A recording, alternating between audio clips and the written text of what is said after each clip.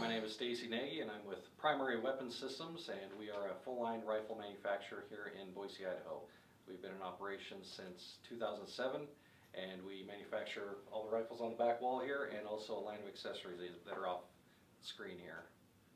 Basically, aside from the financial market, I would say the firearms market is probably the most politically driven industry in the U.S. right now. Basically, anytime a politician gets in front of a microphone and says what they would like to see happen to legislation in the firearms industry, then that will either drive demand up or down depending on that current political climate.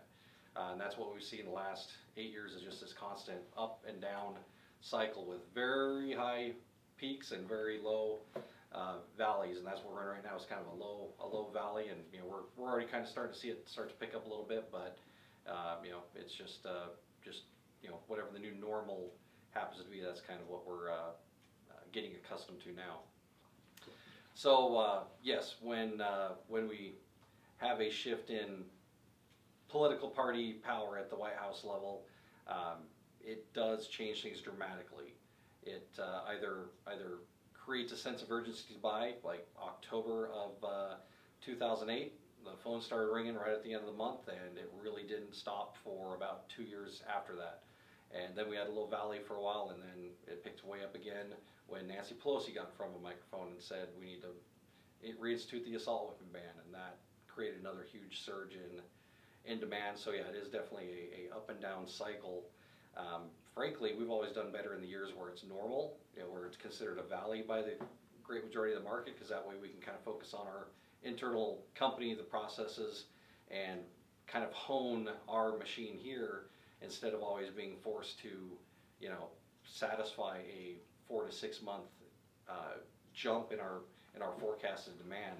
And so we're always kind of playing catch up, and right now we are caught up for the most part, with the exception of just a few different products. So we're able to just kind of focus on our internal processes and go from there. As far as how, basically everybody here is happy about who won. How does that jive with current sales demand? Yeah, they're exactly polar opposites.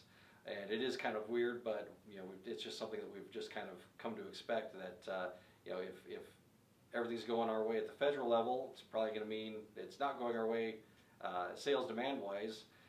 But right now people are kind of slowing down and thinking everything's great, when in fact there's a lot of gun rights battles being fought and lost at the state level. Washington, for example, California, New Mexico just recently had a big fight over some legislation that affected everyday gun owners, and that it's actually still very active at the state level as far as new laws and changes in interpretation of law that seem to be happening at the state level. So we don't, as far as gun rights go, people shouldn't be thinking everything's hunky-dory right now, because it's actually not from what I've seen.